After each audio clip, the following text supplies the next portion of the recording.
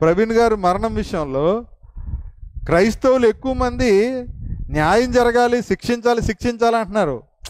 న్యాయం జరగాలంటే ఎటువంటి న్యాయం జరగాలో వాళ్ళకి ఇంకా తెలీదు. న్యాయం జరగాలన్నారు కానీ ఏం న్యాయం జరగాలి? అది ఒకవేళ వారి కుటుంబీకులు ఏం కోరుకుంటున్నారు? వారి కుటుంబీకులు ఏమో క్షమించారు, ఇక అయిపోయింది. ఇప్పుడు ఎన్ని రకాలుగా మనం మాట్లాడినా కూడా ఆయన మరలా తిరిగి రాడు. కాబట్టి ఆయన మిగిల్చినటువంటి పరిచర్య చేసి, ఆయన మాదిరి పరిచర్య చేసి వెళితే అక్కడ చూస్తాం ఆయన్ని. ఆయన ఆనందంగానే ఉన్నాడు, ఆయనకు అది లాభమే, అది ఆయనకు వరమే ఆ మరణం. కానీ మనము కలవరపడకూడదు, మనకు అర్థం అవ్వాలి. ఇలా మనం కూడా ఏదో ఒక రోజుని ఈ లోకాన్ని విడిచిపెట్టి వెళ్ళిపోవాల్సి వస్తుంది. ఎప్పుడు వెళ్ళిపోతాం, ఎలా వెళ్ళిపోతాం, ఎప్పుడు వెళ్ళిపోతారో తెలీదు. కానీ ఒకవేళ ఉంచాలనుకుంటే ఎవడేం చేయలేడు మనల్ని. ఏ రోగం కూడా ఏమీ చేయలేదు. చచ్చిపోతారని చెప్పిన వాళ్ళే చాలా కాలం సంవత్సరాలు బతికిన వాళ్ళు ఉన్నారు. వీడు ఆరోగ్యంగా ఉన్నాడు, వీడికేంటి అన్నవాడు రేపు కనబడ్డం మళ్ళా అలా. అందుకనే మనం ఏంటి, మన క్రైస్తవుడికి ఎవరు న్యాయం చేయగలరు అంటే దేవుడు చేసే న్యాయం కంటే ఎక్కువ ఎవరైనా చేయగలరా? అంచేత క్షమించి, ఇప్పుడు తెలుసుకుంటారు వాళ్ళు అబద్ధమే చెప్పారనుకోండి, దాన్ని కూడా న్యాయం చేసేది ఎవరు? దేవుడే. అవసరమైతే ప్రభుత్వాలని కదిలించి మార్చివేయగలడు. అవునా? రాజులను దరిద్రులుగా చేయగలడు, దరిద్రులని రాజులని చేయగలడు. మరి అంత శక్తిమంతుడైనటువంటి దేవుణ్ణి ఏదో మనం మళ్ళీ అందరిలాగానే రోడ్లెక్కి రాస్తా రోకోలు, రైలు రోకోలు ఇవన్నీ మనకు అవసరమా? అంటే ర్యాలీ ఎందుకు చేస్తున్నారు అన్నప్పుడు ఇప్పుడే చేయాలా? ఎవరికి శాంతి? శాంతి ఎవరికో చెప్పండి. చచ్చిపోయిన ఆయనకా, లేకపోతే ఆయన కుటుంబానికా, లేదా క్రైస్తవ్యానికా, లేదా లోకానికా? శాంతి ఎవరికి అని అంటే మా బలం ఎంత ఉంది అని చూపించుకునే ప్రయత్నమే తప్ప ఎవరికి శాంతి? సువార్తయే శాంతి సువార్త, సమాధాన సువార్త. సువార్తయే శాంతి, శాంతినిచ్చేది సువార్త మాత్రమే. అంటే సువార్త ఎవరైనా చచ్చిపోతే ప్రకటిస్తారా? ఒకవేళ శాంతి ర్యాలీలో సువార్త ప్రకటించాలి. అది ప్రవీణ్ గారి మరణం కాదు, యేసుక్రీస్తు మరణ పునరుద్ధానాలు ప్రకటించాలి. యేసుక్రీస్తే ఈరోజు యేసుక్రీస్తు మరణించాడు లోకంలో అందరి కొరకు. ఆయన పరిచర్యలోనే ఈ ప్రవీణ్ గారు ఇంకా ఎంతోమంది సేవకులు హతసాక్షులు అయ్యారు, శిష్యులు అయ్యారు. అంటే ఇప్పుడు సువార్త చేస్తేనే మరింత మంది ప్రవీణులు వస్తారు. అది కనుక ఎంతో మందిని క్షమించింది క్రైస్తవ్యం, ఎంతో మందిని క్షమించాడు క్రీస్తు, మనల్ని కూడా క్షమించాడు క్రీస్తు. మనం కూడా విశ్వాసులం కాకముందర నరహంతకులం, వ్యభిచారులం, దొంగలం, దురాలోచన కలిగిన వాళ్ళం, దూషకులం, దేవద్వేషులం కదా. డైరెక్ట్గా మనిషిని చంపకపోవచ్చు కానీ ద్వేషించలేదు, ఎవరినైనా దూషించలేదా? మొహపు చూపులు చూడలేదా? హృదయంలో దురాలోచనలు చేయలేదా? కపటముగా ప్రవర్తించలేదా? పాప నియమం ఉన్న శరీరంలో మనము నివసించలేదా? మరి ఇప్పటికీ యేసు ప్రభు దేని నుంచి విడిపించాడు, దేనికి శాంతినిచ్చాడు అర్థం కాకపోతే ఎలాగా? ఆయనే మన పాపములకు శాంతి. అంటే ప్రపంచ ప్రజల పాపములకు దేవుడు యేసు ప్రభు ఏం చేశాడు? శాంతిని చేశాడు. అంటే ప్రాయశ్చిత్తం చేశాడు. ప్రవీణ్ గారు ప్రాయశ్చిత్తం చేయలా. ప్రవీణ్ గారు మరణము నిద్రపోతున్న క్రైస్తవ్యాన్ని లేపింది. నిద్రపోతున్నారు వీళ్ళు, వ్యాపారాలు చేసుకుంటున్నారు కొంతమంది. ఎవరు వ్యాపారాలు చేసుకుంటున్నారు? ఇంకా చెప్తున్నా, ఈ మరణం గురించి కూడా చాలామంది సేవకులు మాట్లాడలేదు, పరామర్శించలేదు. ఎలా కూడా సోషల్ మీడియా పరంగా కూడా ఎప్పుడు ఆన్లైన్లో ఎప్పుడు ఉండేవారు కదా, మీడియాలో ఎప్పుడు ఉండేవాళ్ళు కూడా కనీసం ఒక్క మాట కూడా మాట్లాడలేని వ్యాపారస్తులు, దొంగలు చాలామంది ఉన్నారు. కోట్లకు పడగలెత్తిన వారు. కనీసం సేవకుడు క్రీస్తు పక్షాన చరిత్రలతో ఆధారంగా, గ్రంథాల ఆధారంగా క్రీస్తు ఎంత గొప్పవాడో ఎన్నోసార్లు నిలబడ్డాడు. అలా నిలబడినందుకే ఆరోపించబడ్డాడు. యేసు ప్రభువుని ఎలాగ చంపేశారో సత్యం చెప్తే అలాగ ఆయన్ని కూడా చంపొచ్చు, లేకపోతే ఆయనే ప్రభు తీసుకెళ్ళిపోవచ్చు ఈ పాపిష్టి లోకము ఇలాంటి వారికి యోగ్యమైనది కాదు కాబట్టి. ఎందుకంటే ఆయన గురించి చూస్తున్నప్పుడు ఆయన ఫ్యామిలీ నేపథ్యం ఎలాంటిది, ఆ తర్వాత ఆయన ఏ పరిస్థితిలోకి వెళ్ళాడు, ఆయన ఏ విధంగా పరిచర్య చేస్తున్నాడు, ఆయన ఎక్కడైనా సరే డబ్బు సంపాదించుకునే పనిలో ఉన్నాడా? అసలు ఆయన సువార్త పేరుతో సంపాదించుకున్నదే లేదు. ఆయన చక్కగా MBA ఇంటర్నేషనల్ బిజినెస్ చదువుకొని ఆయన IT కంపెనీ పెట్టుకొని ఆ కంపెనీ వ్యవహారాలను తక్కువగా చూసుకుంటూ దేవుని పరిచర్యయే ప్రధానంగా ముందుకు సాగుతున్నాడు. ఆ పరిచర్యలో ఎక్కడైనా కూడా కానుక తీసుకున్నట్లుగా మీరు నిరూపించగలిగితే అప్పుడు ఆయన మీద వచ్చే ఆరోపణలన్నీ కూడా నిజమని చెప్పొచ్చు. ఆయన మతం లేదు, కులం లేదు, మనమందరం మనుషులం. మనిషి మనిషిగా మొదట జీవించాలి. ఆ మనిషిగా జీవించడానికి మానవత్వం ఒక్కడే సరిపోదు, దైవత్వం మనకు తోడు కావాలి అని క్రీస్తు తత్వాన్ని, క్రీస్తు మనసుని ప్రబోధించాడు. ఆ ప్రభు ఎలాంటి వాడు, ఎలాంటి సంస్కరణలు చేస్తూ వచ్చాడు, ఈ సమాజాన్ని ఏ విధంగా ఆయన సంస్కరించి ఉద్ధరించి సరిదిద్ది పరిశుద్ధపరిచి దేవునికి ఇష్టంగా సమాజానికి మేలుకరంగా మారుస్తాడు కూడా చెప్తున్నాడు. ఆ సందర్భంలో ఆయన క్రైస్తవ మతాన్ని కూడా, ఆ మతము ఎప్పుడు మనుషుల్ని వేరు చేస్తుంది, దూరపరుస్తుంది, మతము చంపుద్ది అని చెప్పాడు. మతం ఏం చేస్తుంది? చంపుద్ది అని చెప్పాడు. ఎందుకంటే మనసుల్ని కూడా దూరం చేస్తుంది. మతం ఎప్పుడు కూడా ద్వేషాన్ని నింపుతుంది. అది క్రైస్తవ మతమైన ప్రమాదమే అని చెప్పాడు. మనము అదే చెప్తున్నాం. అందుకని ఎవరిని కూడా క్రైస్తవ మతంలోకి రండి అని ఆహ్వానించట్లేదు ఎవరో. అందుకని సువార్త మాత్రమే చెప్పాలి. యేసు ప్రభు ఎందుకు మరణించాడు, ఎందుకు సమాధి చేయబడ్డాడు, ఆయన ఎందుకు తిరిగి లేచాడు, ఆయన మరణ పునరుద్ధానములలో లోకానికి జరిగిన లోక కళ్యాణం కొరకు ఆయన మరణించి తిరిగి లేచాడు. లోకానికి జీవం కలగడానికి ఆయన తిరిగి లేచాడు. మానవ జీవితంలో నీతిని ప్రసాదించడానికి ఆయన తిరిగి లేచాడు. ఆయన మరణము లోకానికి జీవమైంది అనగా పాపములను తీసివేసి దైవత్వాన్ని నింపడానికి వచ్చాడు. ఎందుకంటే మానవ జీవితంలో పాపం ఏమైంది? భాగమైపోయింది. ఇప్పుడే మనం చూసాం, వాడు పాపమునకు జనకుడు. ఆ పాపానికి జనకుడైనటువంటి వాడు దేవుని స్థానాన్ని ఆక్రమించేశాడు. మరి ఇది ఎలా జరిగిందో చెప్పవలసిన అవసరం లేదంటారా? చెప్పాలి. అది ఏ విధంగా ఆయన పాపముల నుండి విడిపిస్తాడో చెప్తే ఆ విడుదల పొందుతారు. లేదు వెళ్ళిపోతామంటే మనం ఏమీ చేయలేము. ప్రవీణ్ గారు ఆశించింది ఏంటనుకుంటున్నారు? అలా బలహీనలుగా ఉండడం కాదు, బలవంతులే ఉండాలా. తిమోతికి రాస్తే ఏమన్నాడు? క్రీస్తు యేసునందు నీవు బలవంతుడు, కృపచేత బలవంతుడు కమ్మన్నాడు. అంటే కృపచేత, అలాగే డబ్బులు సంపాదించి లేకపోతే ఎక్సర్సైజ్లు చేసి మంచి ఆహారం తిని ఇలా బలవంతులు అవి ఉండడమా? క్రీస్తు యేసునందు కృపచేత బలవంతుడు కమ్ము. ఇది ఆత్మ సంబంధమైన బలం. 3:18 దేవుని ఆత్మ వలన బలము ఏంటండి? దేవుని ఆత్మ వలన బలపరచబడాలి, బలం పొందాలి. ఆ విధంగా అందరూ కూడా బలవంతులుగా ఉండాలి. అందుకని మనిషి జీవించడానికి మానవత్వం చాలా అవసరం. అదొక్కటి చాలదు. ఎందుకంటే దైవత్వం కావాలి. మనిషిగా మనిషిని ప్రేమిస్తే సమస్య లేదు. మనిషికి మధ్యన ప్రేమ లేదు కాబట్టి ఆ ప్రేమ దేవుడు కనుక ఆ దేవుడు ఉండాలి. అందుకనే దేవుణ్ణి నమ్మిన వాడే సహోదరుడిని ప్రేమిస్తాడు, మనిషిని ప్రేమిస్తాడు. దేవుణ్ణి ఎరిగిన వాడు మనిషిని ప్రేమిస్తాడు, ప్రేమ లేనివాడు దేవుణ్ణి ఎరగడని చెప్పాడు. ఇంకొక అద్భుతమైన విషయం చెప్పమంటారా? ఈరోజు దేవుడు ఆత్మయ్య ఉన్నాడని ఎరిగిన అన్యజనులైన మనుషులు కూడా ఒక మనిషి ఎలా జీవించాలి అని అడిగితే ప్రేమిస్తూ జీవించాలని చెప్తున్నారు. వాళ్ళు కూడా మనిషి జీవించడానికి ప్రేమే ప్రధానమని చెప్తున్నాడు. అన్యులు చెప్తున్నారు. తెలుసా మీకు? ఆ గ్రంథాల్లో ఎంత కంపున్నా కానీ కొన్ని గ్రంథాల్లో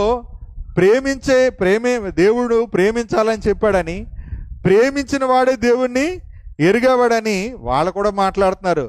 మీకు ఇంకా చెప్పాలంటే ఏదైనా బైబిల్ నుంచి తీసుకున్నదే, కానీ ఆ గ్రంథాలకు ఆధారం వాళ్ళు చూపించట్లా, కానీ బైబిల్లో ఉంది. బైబిల్లో స్పష్టంగా సూటిగా స్ట్రైట్గా ఉంది.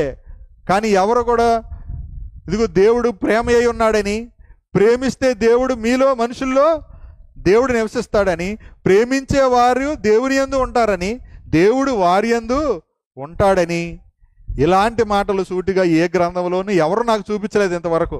ఉంది అని చెప్తున్నారంటే అన్ని మతాలు మనిషిని ప్రేమించమనే చెప్తున్నాయి, ద్వేషించమని చెప్పట్లేదు అంటున్నారు. ఓకే, మంచిదే.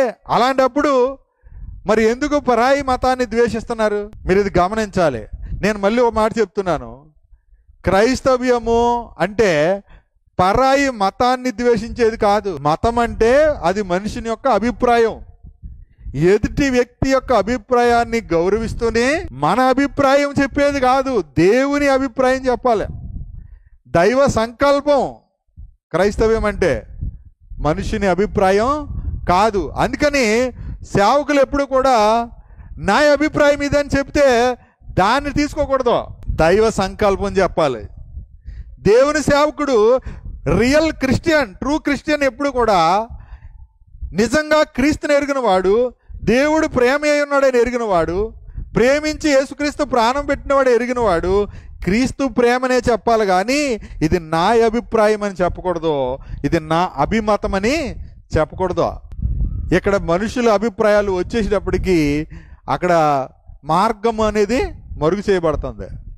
అందుకని ఎప్పుడు మనం ఎక్కడైనా సరే క్రైస్తవుడు క్రీస్తు ప్రేమని, క్రీస్తు తత్వాన్ని, క్రీస్తు మనసుని, క్రీస్తు దేవుని సంకల్పమే చెప్పాలి తప్ప, దైవ సంకల్పమే చెప్పాలి తప్ప వేరే దాని జోలికి వెళ్ళవలసిన అవసరం కూడా లేదు. మరిది ఏంటనంటే వాళ్ళు అడిగే ప్రశ్నలకి కొన్నిసార్లు జవాబులు ఇచ్చినప్పుడు కొందరు ఎక్కువ పరుషపు మాటలు మాట్లాడడం వల్ల కొన్ని సమస్యలు వస్తున్నాయి. అది గుర్తుపెట్టుకోవాలి. అందరూ కూడా మాట్లాడేటప్పుడు వాళ్ళు అసలు నిజంగా ఎవరి గ్రంథాన్ని వాళ్ళు చెప్పుకుంటే సమస్య లేదు. ఇప్పుడు నాది గొప్పది అని చెప్పుకుంటే చాలదు కదా, అది గొప్పగా చెప్పుకునే జ్ఞానం ఉండాలి. అప్పుడు ఇదిగో ఇప్పుడు నాది గొప్పది, ఇది గొప్పగా నేను చెప్తున్నప్పుడు నా దగ్గర నుంచి ఎవడు వెళ్ళిపోతాడు? వెళ్ళిపోడు. నాకు చెప్పడం చేత కాకపోతే ఇంకెవడో గొప్పగా చెప్తున్నాడంటే వాడి దగ్గరికి పోతాడు. నేను సహాయం చేయాలని చెప్తున్నాను కానీ నేను చేయను, నా దగ్గర ఎవడుంటాడు? ప్రేమించాలని చెప్తున్నాను కానీ నేను ఎవరిని ప్రేమించను. అసలు ప్రేమించడం అంటే ఏంటో అసలు క్రియల్లో చూపించాలి కదా. మాటతోనూ నాలుగుతోనూ కాక అన్నాడు అంటే ఇప్పుడు ప్రేమ ఎలా ఉంది? మాటతోనూ నాలుగుతోనూ ఉంది, క్రియతో సత్యముతో లేదు. మరి దేవుడు సత్యమై ఉన్నాడు. అందుకనే శరీరానికి కావలసిన వాటిని ఇవ్వకుండా జాగ్రత్తగా ఉండు, శుభ్రంగా ఉండు, జాగ్రత్త అని 100 సార్లు చెప్పినా ఉపయోగం ఏమీ లేదు. లేకపోతే నేను 100 సార్లు నేను నిన్ను ప్రేమిస్తున్నాను, నువ్వంటే నాకు చాలా ఇష్టం, ఐ లవ్ యూ అని చెప్పినంత మాత్రం ఉపయోగం ఏమీ లేదు. ఆ మాటల వల్ల ఉపయోగం ఏమీ లేదు. కనుక క్రియతో సత్యముతో ప్రేమించేటువంటిదే మార్గం. నోటి మాటలతో ఏమార్చేది ఏంటి తెలుసా? మతం. అందుకనే మతములోనే ద్వేషం ఉంటుంది, మార్గములో ప్రేమ మాత్రమే ఉంటుంది, విశ్వాసం మాత్రమే ఉంటుంది. దేవుని ఎడల నమ్మకం, పరిశుద్ధుల ఎడల ప్రేమ, మానవుల ఎడల మనుషుల ఎడల ప్రేమ. ఆలోచించండి, దేవుడు లోకాన్ని ఎంతో ప్రేమించాడు అన్నప్పుడు ఆ లోకంలో ఎన్ని మతాలు లేవా? వాళ్ళందరినీ దేవుడు ప్రేమించట్లేదా? ఆ ప్రేమను ఎరిగిన వాడు ఖచ్చితంగా మతాన్ని బట్టి ప్రేమించాడు. అదే ప్రవీణ్ గారు గట్టిగా నొక్కి చెప్పింది, ఎవడికి అర్థం అవ్వలేదు. ఆ మంచి మాట ఎవడికి ఎక్కలేదు. కానీ అదిగో మా దేవుడిని అన్నాడు, మా అమ్మవారిని అన్నాడు, ఇంకేదో అన్నాడు. అంటే అక్కడ ఆయన గ్రంథాన్ని అనుసరించే మాట్లాడాడు. కానీ ఆయన ఎన్నో మంచి మాటలు చెప్పాడు మతం గురించి, మానవత్వం గురించి, దైవత్వం గురించి, క్రీస్తు మార్గం గురించి ఎన్నో గొప్ప విషయాలు చెప్పాడు, పోల్చాడు, ప్రశ్నించాడు. అంతే, ప్రశ్నించడం నేరం. యేసుప్రభు చూడండి ఎంత ధైర్యంగా చెప్పాడు డైరెక్ట్గా, మీరు మీ తండ్రి యగు అపవాది సంబంధులు, మీరు నా మాట వినరు, మీరు సత్యం నమ్మరు అన్నాడు లేదా? ఆయన అన్నాడు డైరెక్ట్గా, ఎన్నోసార్లు అన్నాడు. ఏమన్నాడు? అపవాది సంతానమా, చెరుపు చేయు పిల్లలారా, సున్నం కొట్టిన సమాధుల్లారా. ఏంటిది? అసలు ఎంత పెద్ద మాట తెలుసు అది. సున్నం కొట్టిన సమాధులు అంటే అర్థం ఏంటి? వాళ్ళు చచ్చి లోపల కుళ్ళిపోయి వాసన వస్తున్నారు, అంత భయంకరంగా ఉన్నాయి వాళ్ళ హృదయాలు. ఆయన హృదయాలను ఎరిగినవాడు కాబట్టి ఆ మాట మాట్లాడాడు. మనం మాట్లాడితే పాతరేసేస్తారు. చాలామందికి అర్థమవుతుంది. వాళ్ళకు కూడా ఆ రోజు సున్నం కొట్టిన సమాధులు అంటే అంత తొందరగా అర్థమై ఉండదు. నిజంగా అర్థమై ఉంటే చంపేయాలి. అందుకే అర్థమైన వాళ్ళు రే మన గురించే మాట్లాడుతున్నాడు రా అనుకున్నారు. రాళ్ళతో కొట్టాలని తీసేవాడు. ఆయన తప్పించుకొని వెళ్ళిపోయాడు. పెరికోడు అంటారా? ఎన్నోసార్లు తప్పించుకున్నాడు. కానీ లాస్ట్లో సమయం వచ్చింది.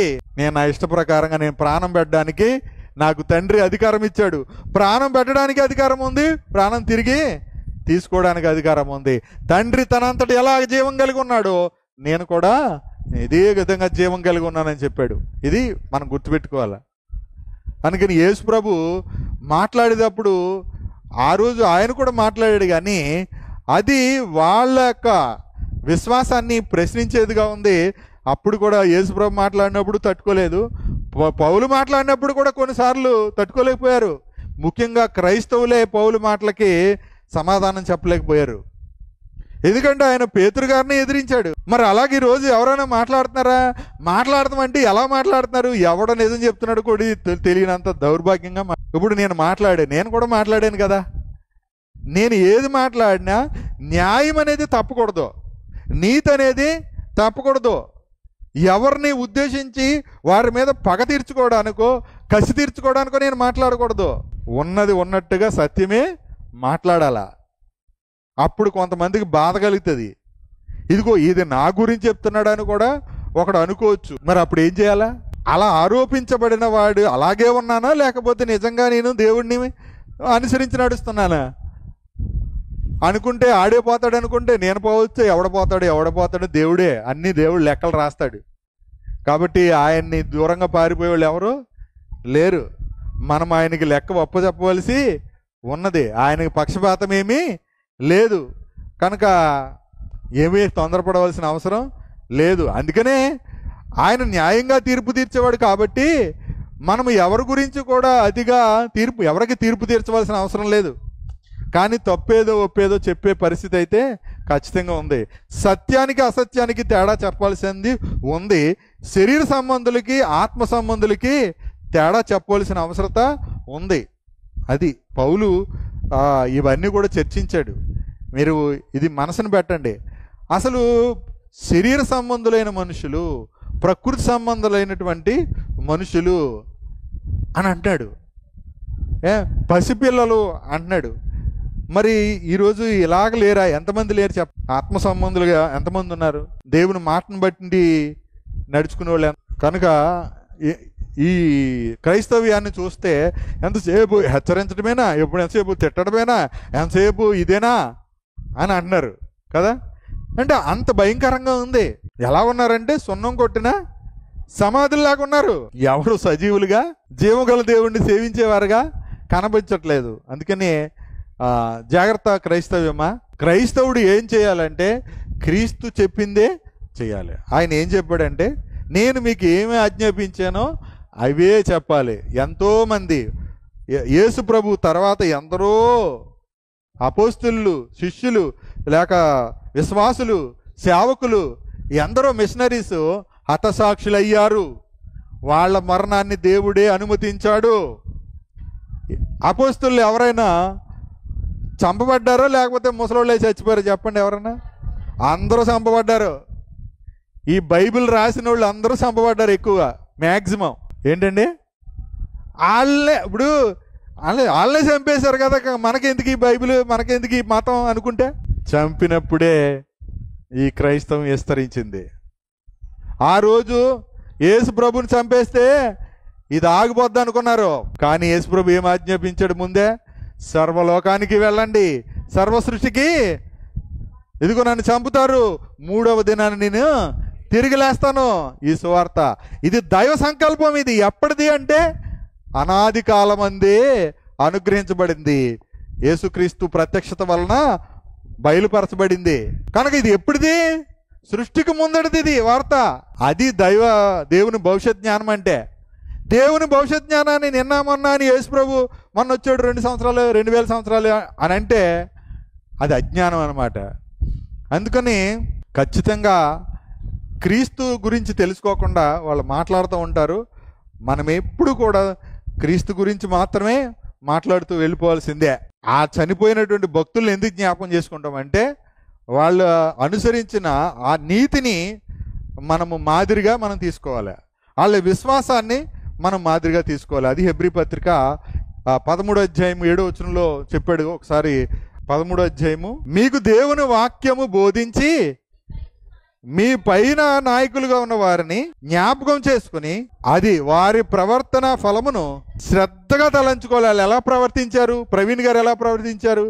అపోస్తులు ఎలా ప్రవర్తించారు? పేతురు గారు, పౌలు గారు, యేసు ప్రభు ఎలా ప్రవర్తించారు? వాళ్ళ ప్రవర్తన ఫలమును శ్రద్ధగా తలంచుకోవాలి. అసలు అనుసరించాల్సింది ఏంటి? విశ్వాసమే. ప్రవీణ్ గారి విశ్వాసాన్ని మనం అనుసరించాలి, ప్రవీణ్ గారిని అనుసరించడం కాదు. ప్రవీణ్ గారు ప్రవర్తన ఫలాన్ని తలుచుకుంటున్నా. ఇప్పుడు విచిత్రం చెప్పమంటారా? ప్రవీణ్ గారు బ్రతికుండగా చేసిన సేవ కంటే ప్రవీణ్ గారు చనిపోయిన తర్వాత చేసిన సేవ చాలా ఎక్కువైపోయింది. తెలుసా మీకు? ఆ విషయం మీకు తెలీదు. మా ఫ్రెండు ఎప్పుడు అసలు సరిగ్గా వాక్యమే వినడు. అసలు ఆయనకి ప్రవీణ్ ప్రకటనలు తెలీదు. 2 రోజుల నుంచి ఇదే న్యూస్, ఏంటిది ఆయన ఎంత ఉందా అని, ఏంటి రాజమండ్రిలో ఎంత జనం ఉన్నారేంటి, తర్వాత హైదరాబాదు ఆయన భూస్థాపన కార్యక్రమానికి ఎంతమంది వచ్చారేంటి అని, అసలు ఏం చెప్తున్నాడని చూసినప్పుడు నిజంగా నామకార్థంగా ఉండేటువంటి ఆయన అండి ఎంత బాధపడిపోతున్నాడు తెలుసా? మెసేజ్లు చూసి మతం గురించి చెప్పిన మాటలు, మానవత్వం గురించి ఆయన చెప్తున్నటువంటి మాటలు, ఆయన మెసేజ్లు అన్నీ చూసి అది ఎంత గొప్పోడా, ఎంత మంచోడా, ఎంత ఇలా చెప్తున్నారేంటి, ఎంత మాదిరికరమైనోడా, ఇంతవరకు అసలు నాకు ఎంత బాధ చేస్తుందో తెలుసా అని నాకు అప్పుడు 2 సార్లు ఫోన్ చేసి మాట్లాడుతూ ఆయనే ఎన్నో చెప్తున్నాడు. ఎన్ని చెప్తున్నాడు అంటే ఇప్పుడు అతని ప్రవర్తన ఫలము, అతని విశ్వాసాన్ని గురించి చెప్తున్నాడు. నిజంగా ఇప్పుడు అంతకుముందు ఆయన ఎవరో అసలు తెలీదు, మాకు ప్రత్యక్షంగా పరిచయం ఉంది. ప్లస్ దగ్గరలో ఈ మధ్య కాలంలోనే ఒక 3 నెలలు అవుతుందేమో కలిసి, డిసెంబర్లో కలిసాం. ఆగస్టు 16లో కలిసాం ఒకసారి డైరెక్ట్గా. అదారా ఇలాగూ ఏంటంటే అప్పటి నుంచి చూస్తూ ఉన్నాము. ఎన్నో మన జనవరి మాసంలో ఆయన అందరి దగ్గరికి, అంటే ఒకరికొకరు పడకుండా ఒకరినొకరు విమర్శించుకున్నటువంటి సేవకులు అందరి దగ్గరికి వెళ్తే వాళ్ళందరూ ఆయన ఎలా ఉపయోగించుకున్నారు? ఒకప్పుడు వేస్ట్ అన్నారు. ఈ సాక్షి అపాలజిస్టులు అంటే వేస్ట్, ఉత్తు దండగా అన్నారు. కానీ అలా అన్నవాళ్ళే పోయిన జనవరిలో అందరూ పిలుచుకొని ప్రశ్న జవాబుల పేరుతో క్రైస్తవులకు ఉన్న ఎన్నో సందేహాలని తీర్చుకున్నారు. ఆ సందేహాలను తీర్చే క్రమంలో ఆయన కొన్ని మాటలు మాట్లాడుతూ వచ్చాడు. ఆ మాటల్లో ఎక్కడైనా దోషం ఉందా? లేదు. కానీ ఎక్కడైనా డిబేట్స్లో, చర్చల్లో మరి వారు దాడి చేస్తూ ఉన్నప్పుడు ఏమండి వాళ్ళ గ్రంథాల్లో ఉన్న వాటిని ఇంత వక్రీకరించాడు, లేకపోతే ఇలా పరుషంగా మాట్లాడు అంటున్నారు కదా.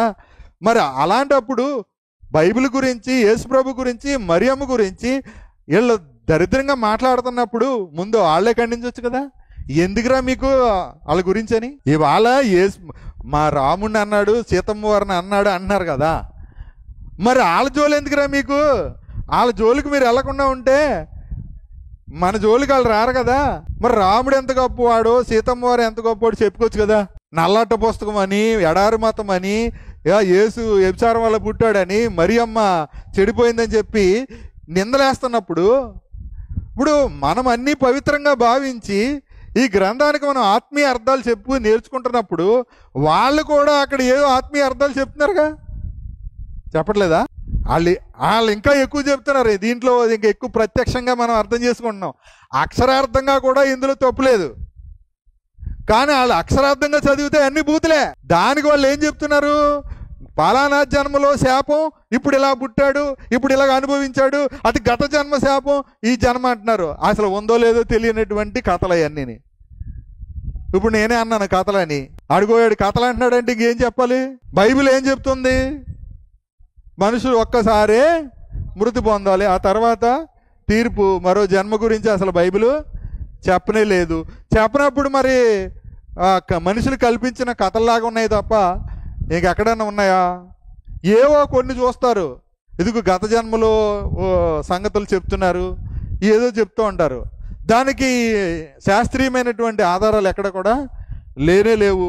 లేనప్పుడు ఎందుకు ఇలాగా అనుకుంటున్నారు? కనుక ఇప్పుడు చూడండి, రాముడిని అన్నారు, లేకపోతే సీతమ్మవారిని అన్నారు, లేకపోతే శివుడిని అన్నారు అని చెప్పి అంటున్నప్పుడు, ఒరే మీరు యేసు ప్రభు దేవుడికి ఎందుకు వెళ్తున్నారు అని మాట్లాడొచ్చు కదా.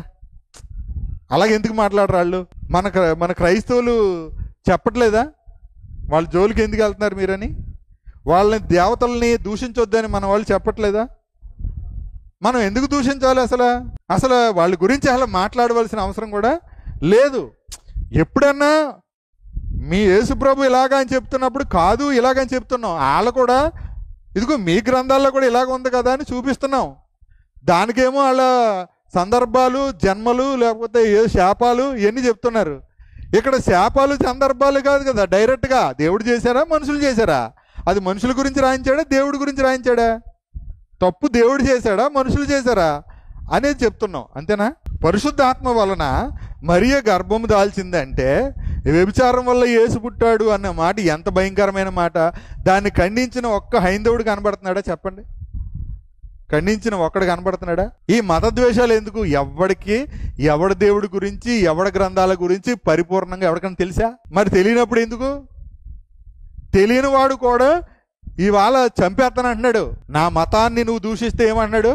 చంపేస్తాను. అసలు దూషణకిని, విమర్శకిని, లేకపోతే పోల్చి చెప్పడానికిని, డిస్కర్స్ తర్కం చేయడానికిని తేడా తెలియనటువంటి మూర్ఖులకి, అసలు చదువు లేనటువంటి వాళ్ళకి, మత పిచ్చి పట్టినటువంటి వాళ్ళకి ఏమర్థమవుద్ది చెప్పండి?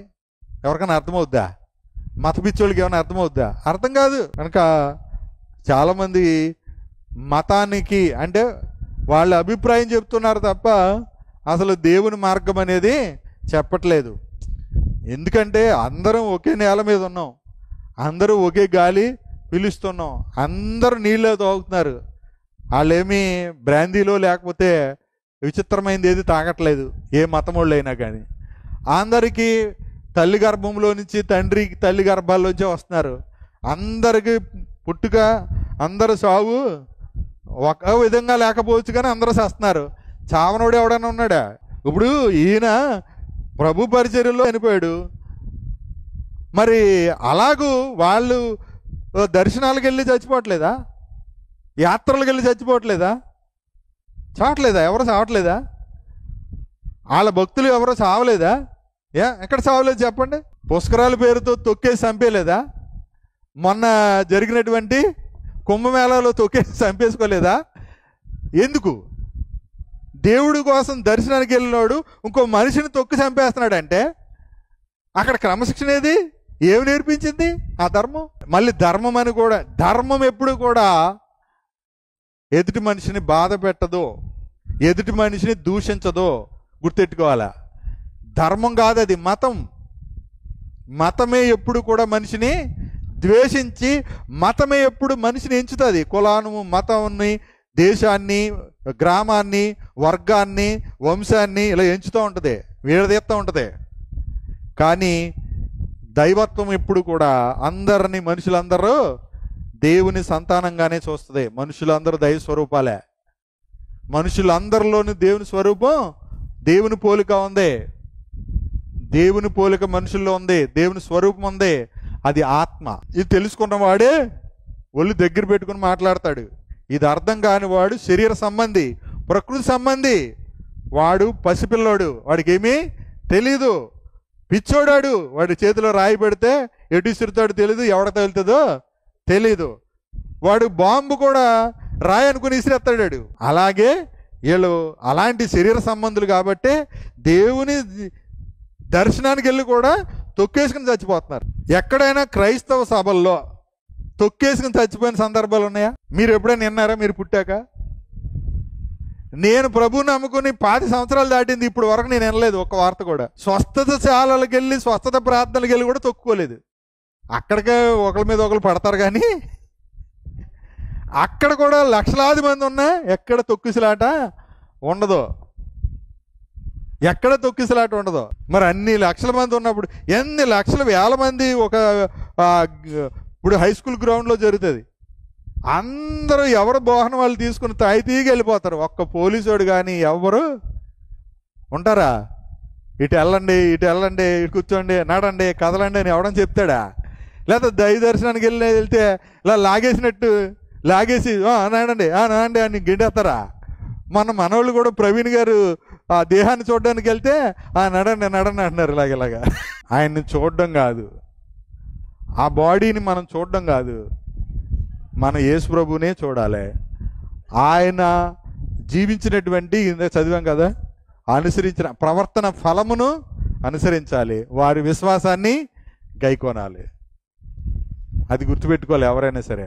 ఆయన దేవుని చిత్తం నెరవేర్చడానికి ఆయన పాపం విషయంలో మృతుడిగా, ఆత్మ విషయంలో విశ్వాసాన్ని బట్టి జీవించేటప్పుడు దేవుడు అతనికి ఇచ్చిన దాంతో ఆయన ఎన్నో సత్కార్యాలు చేశాడు.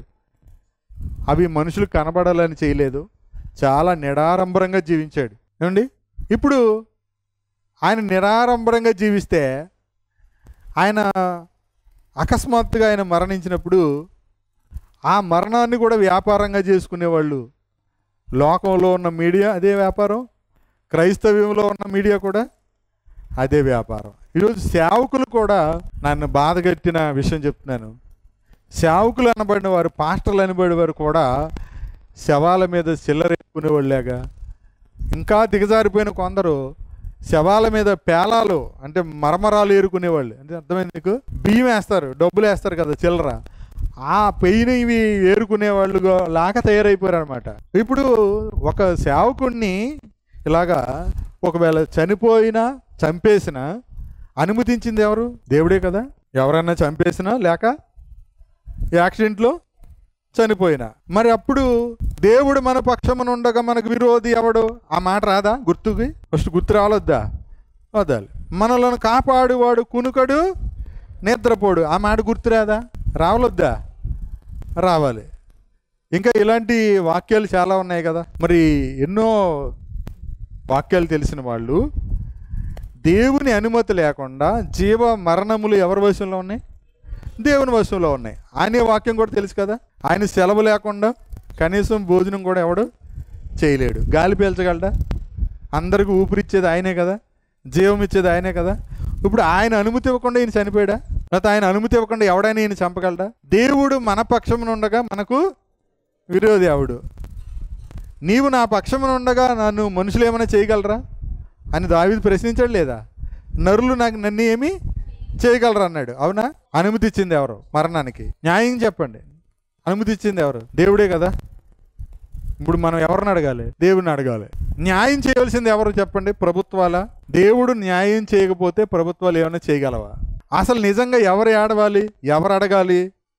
వాళ్ళ కుటుంబ సభ్యులు, ఆయన భార్య, ఆయన పిల్లలు, మాకు న్యాయం జరగాలి.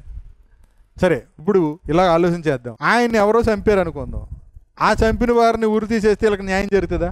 అప్పుడు యేసు ప్రభు మన పాపాల కొరకు చనిపోయాడు, మనల్ని క్షమించాడు, మన పాపములన్నింటినీ ఆయన క్షమించాడు అనే వర్తమానం అది సువార్త అవుతుందా? చెప్పండి, అవదు. అందుకని ఇప్పుడు ఆయన భార్య ఏం చేసిందంటే, నా భర్తను చంపిన వారిని కూడా నా భర్త క్షమిస్తాడు, నేను కూడా క్షమిస్తాను, దేవుడు కూడా క్షమిస్తాడు. క్షమించినప్పుడే వారికి నిజమైన పశ్చాత్తాపం కలుగుతుంది. వాళ్ళు చంపాము, ఈ నీతిమంతుడిని చంపామనేటువంటి బాధ వాళ్ళు చచ్చిపోయే లోపల వాళ్ళకి తెలియాల. అసలు మనం ఎవరిని చంపామో వాళ్ళకి తెలియాల, వాళ్ళు కూడా రక్షణ పొందాల. అది దేవుని ప్రేమ అంటే. అంతేగాని ఇప్పుడు వాళ్ళు ఎవరో పట్టుకొని వాళ్ళని జైలు వేసేసి కొల్లబొడిచేసి వాళ్ళని చంపేయాలి, వాళ్ళు ఉరి తీసేయాలి, ఇటువంటి ఆలోచనలు, ఇటువంటి తలంపులు, ఇవన్నీ దుష్టుడి నుండి వచ్చేవి కానీ దేవుడి నుండి వచ్చేవి కావు. ఒకటి, ఎలా జరిగిందే తెలుసుకోవడం తప్పు కాదు. ఆయన్ని యాక్సిడెంట్ వల్ల చనిపోయాడా లేక ఎవరైనా ఉద్దేశపూర్వకంగా చంపారా? ఎవరు చంపాలన్నా మరణానికి దేవుడే అనుమతి ఇవ్వాలి. యాక్సిడెంట్లో చనిపోవాలన్నా మరణానికి దేవుడే అనుమతి ఇవ్వాలి. ఎందుకంటే రాకపోకల్లో యెహోవా కాపాడతాడా? కాపాడ్డా? కాపాడేవాడు కునుకడు. 2ంటికి అయితే కాపాడలే, తెల్లవారుజామున 3ంటికి అయితే కాపాడలేడా? కాపాడలేడు అంటారా? కాపాడతాడు.